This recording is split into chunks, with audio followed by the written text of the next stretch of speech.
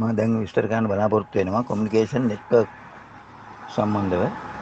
ඒක communication network එකක් කියලා කියන්නේ ඉලෙක්ට්‍රෝනික මොඩියුල අතර දත්ත සංවේදනය කරන මාධ්‍යයකට තමයි කොමියුනිකේෂන් නෙට්වර්ක් එකක් කියලා කියන්නේ. ඒතර කොමියුනිකේෂන් නෙට්වර්ක් තියෙනවා හතරක්. ඒකෙන් එකක් තමයි මම ඔබට විස්තර කරේ CAN කියන නෙට්වර්කින් සිස්ටම් එක. ඒතර CAN කියන එක කියලා කියන්නේ කන්ට්‍රෝල් C අකුරෙන් කන්ට්‍රෝල් කියන එක කියවෙනවා, A අකුරෙන් ඒරියා කියන එක කියවෙනවා, N අකුරෙන් නෙට්වර්ක් කියන එක කියවෙනවා කියන එක මම මුලින් පැහැදිලි කරලා තියෙනවා. ඊට අමතරව තව තියෙනවා නෙට්වර්ක් තුනක්. ඒකෙන් පළවෙනි එක තමයි LIN LIN LIN නෙට්වර්ක් එක. ඒතකොට LIN නෙට්වර්ක් කියලා කියන්නේ L අකුරෙන් කියවෙනවා local interconnected network කියලා. ඊළඟ එක නෙට්වර්ක් එකට කියනවා MOST කියලා. MOST T අකුර. MOST කියන එකේ තේරුම තමයි media oriented system transport. මොකද media oriented system transport network කියන එක. ඊළඟට තව නෙට්වර්ක් එකක් තියෙනවා capital G VIF. එතකොට G අකුරෙන් කියවෙනවා gigabyte, V අකුරෙන් කියවෙනවා video, I අකුරෙන් කියවෙනවා capital, F අකුරෙන් කියවෙනවා inter කියන එකට face කියන interface. එතකොට gigabyte video interface කියලා කියන්නේ GVIF කියන නෙට්වර්ක් එක. ඒතර ඊළඟට මම ඔබට පැහැදිලි කරනවා මේ නෙට්වර්ක් වල ටයිප් ටික තමයි මේ පැහැදිලි කරේ. නැත්නම් නෙට්වර්ක් ටයිප් එහෙම නැත්නම් ටයිප් ඔෆ් බස් කියලා කියනවා මේවට. බස් සිස්ටම් කියලා කියන්නේ. අපි ඩේටා බස් කියලා කිව්වේ වගේ මේ නෙට්වර්ක් වලට කියනවා බස් සිස්ටම් කියලා. ඒ බස් සිස්ටම් නැත්නම් ටයිප්ස් ඔෆ් බස් තමයි LIN CAN. CAN වල තියෙනවා වර්ග දෙකක්. ඒකෙන් එකකට කියනවා CAN වල තියෙනවා CAN high CAN low කියලා. එහෙනම් සමහර පොතපතවල තියෙනවා CAN high CAN medium කියලා. ඊළඟට MOST කියලා එකක් ගැන කිව්වා. MOST network. ඊට පස්සේ GVIF කියලා එකක් ගැන අපි කතා කරා. ඊට පස්සේ අපි බලමු කොච්චර වේගකින් මේ දත්ත මේවට ට්‍රාන්ස්ෆර් කරන්න පුළුවන්ද කියන එක. දත්ත ගෙනියන්න පුළුවන්ද කියලා කොපමණ වේගයක් ලබාගෙන මේ දත්ත ගෙනියන්න පුළුවන්ද කියන එක මා වෙනම විස්තර කරනවා. LIN බස් වල නැත්නම් local interconnected network වල rate of data transfer, ඒ කියන්නේ කොච්චර වේගකින් දත්ත ගෙනියන්න පුළුවන්ද කියන එක, ගෙනියන්න පුළුවන් ප්‍රමාණය තප්පරයට කිලෝබිට් නැත්නම් කිලෝබයිට් 9.6ක් වෙනවා. මේක වගුවක් තියෙනවා. ඒකත් මම ඔබට ඊළඟට ඉදිරිපත් කරනවා. ඊළඟට CAN වල CAN high එකේ rate of data transfer කොතරම් ප්‍රමාණයකින් දත්ත ට්‍රාන්ස්ෆර් කරන්න පුළුවන්ද කියන එක පෙන්නනවා. තප්පරයට කිලෝබයිට් බිට්ස් 500ක්. තප්පරයට කිලෝබයිට් 500ක්. එතන කිලෝබිට්ස් 500ක්. CAN medium එකේ rate of data transfer දත්ත ට්‍රාන්ස්ෆර් කරන වේගය, ගෙනියන වේගය තප්පරයට කිලෝබිට්ස් 125ක්. ඊළඟට MOS bus. එහෙම නැත්නම් MOS කියලා කියවනේ අපි medium oriented system transport කියලා. මේ වර්ගයේ තප්පරයට මෙගාබිට් 24ක්. ඊට පස්සේ GVIF කියන නෙට්වර්ක් වල ගිගාබයිට් වීඩියෝ ඉන්ටර්ෆේස් කියන බස් වර්ගයේ එහෙම නැත්නම් නෙට්වර්ක් එකේ තප්පරයට ගිගාබිට් 1.95ක් වෙනවා. එතකොට ඔබට පේනවා CAN high වල තමයි වැඩිම දත්ත ට්‍රාන්ස්ෆර් කරන වේගයක් ලබාගෙන තියෙන. ඒ නිසා තමයි අපි කතා කරේ CAN high CAN medium ඔතන කියපු හැම නෙට්වර්ක් සිස්ටම් එකකටම වඩා වේගයෙන් දත්ත ගෙන යාමේ හැකියාව තියෙනවා තප්පරයකදී. ඉතින් ඒ නිසා මෝටර රථවල ඩ්‍රයිව් ට්‍රේන් සිස්ටම් එකේ අපි කතා කරන්නේ එළවුම් ක්‍රමයේදී ඩ්‍රයිව් ට්‍රේන් සිස්ටම් එකේදී කෑන් පාවිච්චි කරලා තියෙන ප්‍රධානම හේතුව තමයි මෙන්න මේ හේතුව කියලා අපිට පෙන්වන්න පුළුවන්. ඒතර ඒකේ කෑන් හයි කියන එක මේ සඳහා පාවිච්චි කරලා තියෙන කියන එක අපිට කීමේ හැකියාව තියෙනවා. එතකොට කන්වීනියන්ස් සිස්ටම් එකේදී අපිට කෑන් මීඩියම් පාවිච්චි කරලා තිබීමේ හැකියාව තියෙනවා කියන එක සඳහන් කිරීම පුළුවන් වෙනවා.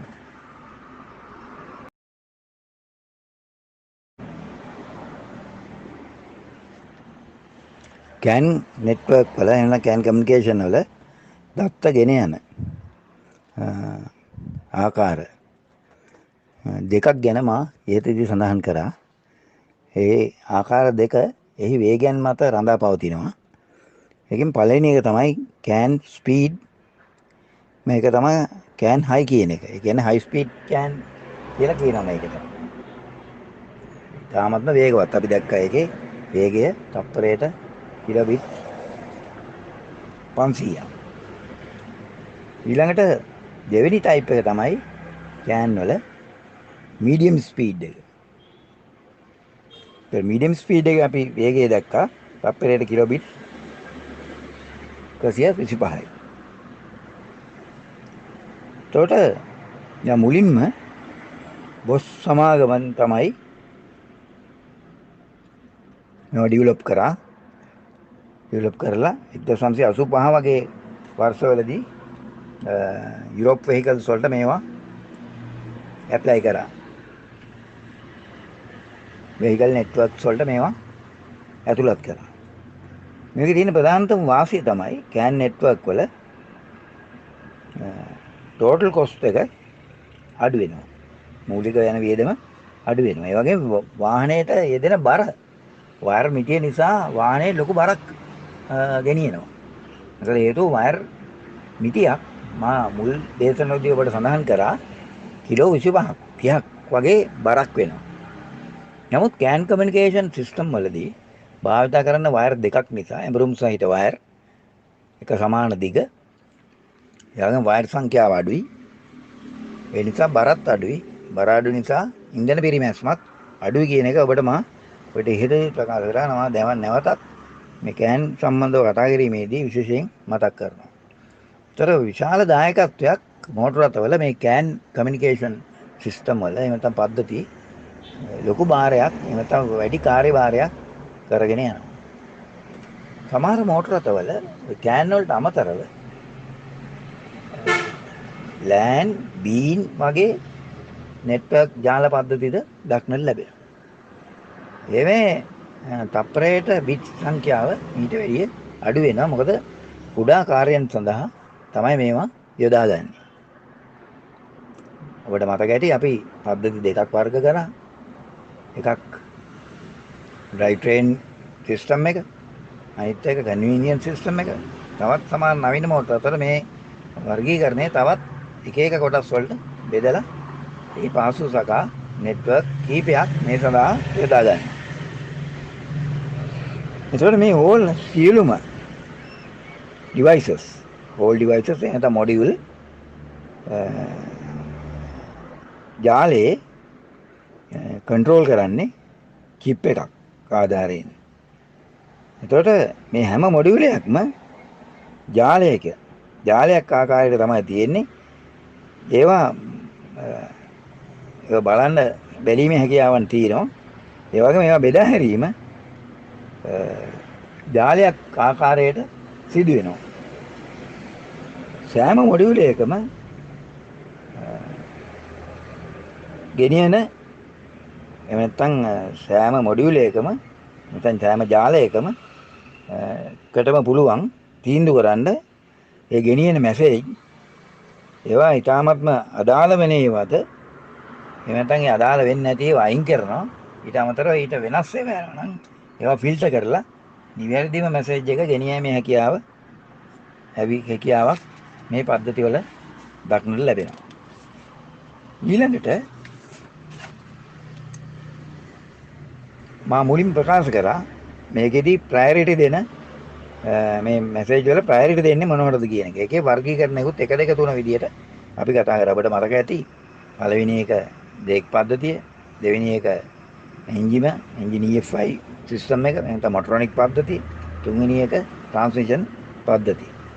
එතකොට මේක තමයි ප්‍රයොරිටි කියලා කියන්නේ. ඊළඟට CAN වල තියෙන ඇප්ලිකේෂන්ස්.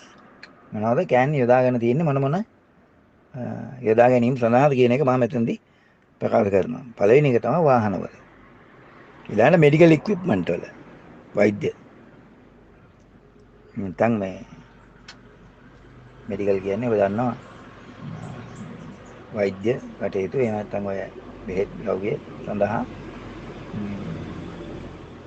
ඊළඟට එයාක්‍රාෆ්ට් වල, ඊළඟට රේල්වේ ඇප්ලිකේෂන්ස් වල දුම්රිය යොදා ගැනීම වල, ඊට පස්සේ ඔටෝමැටික් දොරවල් වල, ඊට පස්සේ කැමරා වල ස්පොට් කැමරා කියලා තියෙනවා ස්පොට් කැමරාස් වල, ඊට පස්සේ කොෆි මැෂින්ස් වල, ඊළඟට ටෙලස්කෝප්ස් වල මේ CAN ඇප්ලිකේෂන්ස් නැත්නම් CAN යොදා ගැනීම සිදු කරලා තියෙනවා. ඒක CAN කියන එක වාහන වලට විතරක් නෙවෙයි භාවිතා වෙන්නේ. එතකොට මේ CAN වල තියෙනවා ටයිප්ස් දෙකක්. අපි කතා කරා මුලින්ම CAN high speed, CAN medium speed කියලා. එතකොට මේ කියන්නේ මේක විස්තර වෙනවා there are two types of CAN කියලා. එතකොට මේ two types කියලා කියන්නේ CAN high speed, CAN medium speed. සමහර වෙලාවට CAN low කියලා සමහර වෙලාවට දක්නට ලැබෙනවා. නමුත් CAN high speed එක නැවත බෙදෙනවා high low කියලා කොටස් දෙකකට. ඒ වගේම CAN medium speed එකත් බෙදෙනවා CAN high low කියලා. මේවා මෝටර රථවල භාවිතා වෙනවා. කියන එක වැඩි දුරටත් ඔබට සඳහන් කරනවා.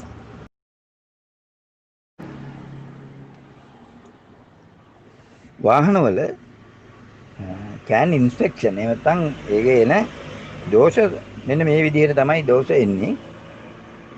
පළවෙනි එක තමයි මේ වයර් සම්බන්ධතා කැඩීම. එයාගේම වෙන්වීම එහෙම නැත්නම් කැඩී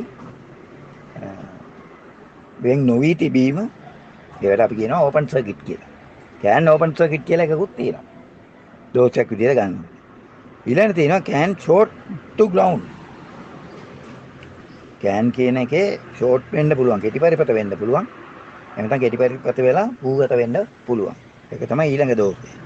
ඊළඟ දෝෂය තමයි තුන්වෙනි දෝෂය විදිහට ගන්නවා CAN short to power. CAN short වෙනවා ඒ තියෙන සැපයුම් එක්ක. ඊළඟට CAN short වෙනවා ඊළඟ එක. CAN short වෙනවා අනික් උපාංග සමග. ඒකට කියනවා CAN short to each other. එතකොට මේකේ possible to fault of CAN කියන්නේ CAN පද්ධති වල එන්න පුළුවන් දෝෂ තමයි CAN open circuit, CAN short to ground, CAN short to power, CAN short to each other. ඔන්න වගේ දෝෂ දක්නට ලැබෙනවා. ඒතර මේවා අපිට ස්කෑනර් එක ආධාරයෙන් සහ ප්‍රතිරෝධ අගයන් මැනීමෙන් මේ දෝෂ වල අගයන් නිෂ්පාදක අත්පොතේ සඳහන් වන ආකාරයට ඒවා බලලා निराකරණය කර ගැනීමේ හැකියාව තියෙනවා කියන එක වැඩිදුරටත් නැත්නම් අවසාන වශයෙන් මා CAN පාඩම පිළිබඳව මතක් කරනවා. ඒ වගේම අවසාන වශයෙන් CAN වෝල්ටේජ් පරීක්ෂා කිරීමේ හැකියාව තියෙනවා. මේ වෝල්ටේජ් පරීක්ෂා කිරීමේදී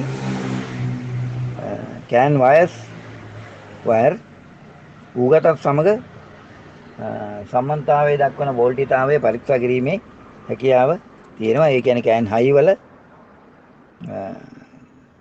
මම ඔබට මතක් කරා ඒකේ CAN high කියන එකේ high speed එකෙත් high low කියලා තියෙනවා කියලා බෙදෙනවා කිව්වා. ඒ වගේම CAN medium එකෙත් high low කියලා බෙදෙනවා කිව්වා.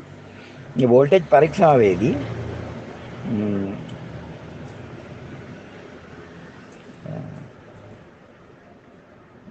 කෑන් පද්ධතිවල සජීවී තත්වය එන්ජිම දුවන අවස්ථාවේදී මේ කෑන් හයි ස්පීඩ් එකේ යන සහ කෑන් මීඩියම් ස්පීඩ් එකේ යන එන්ජිම පණ ගන්නවා තියෙන අවස්ථාවල වෝල්ටීයතා පරීක්ෂා කිරීමෙන් නිෂ්පාදක පරීක්ෂා කර වෝල්ටීයතා පරීක්ෂා කර නිෂ්පාදක පත්පොත හා සංසන්දනය කිරීමෙන් එහි තියෙන වෝල්ටීයතා අගයන් ලැබෙනවා නම් ඒවා හොඳයි කියලා කියන්න පුළුවන්. ඒ වෝල්ටීයතා ලැබෙන්නේ නැත්නම් ඒවා දෝෂසහිතයි කියන එකත් කියන්න පුළුවන්. ඒ වගේම අවසාන වශයෙන් ගෑන් නෙට්වර්ක් පරීක්ෂා කරන්න ඔසිලොස්කෝප් එකක් ආධාරයෙන්ද පුළුවන් බව මා ප්‍රකාශ කරනවා. ඔසිලොස්කෝප් එකකින් බලන්න පුළුවන්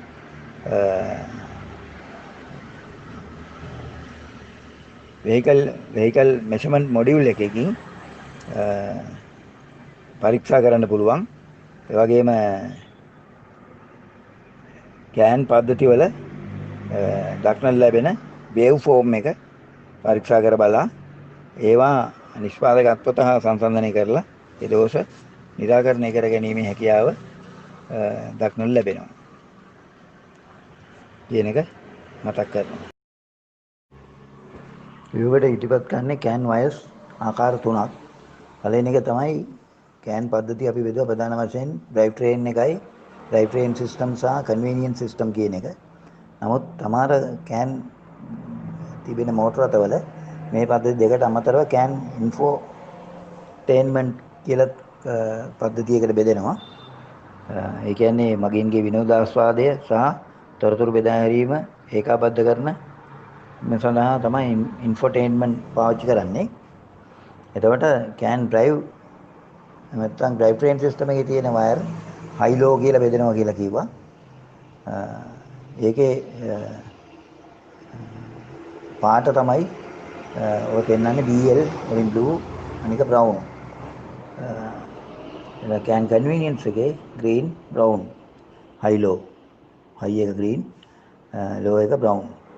ඊට පස්සේ කෑන් ඉන්ෆෝටේන්මන්ට් එකේ high එක violet low එක brown. මේ විදිහේ පාට වලින් සමන්විත වෙනවා.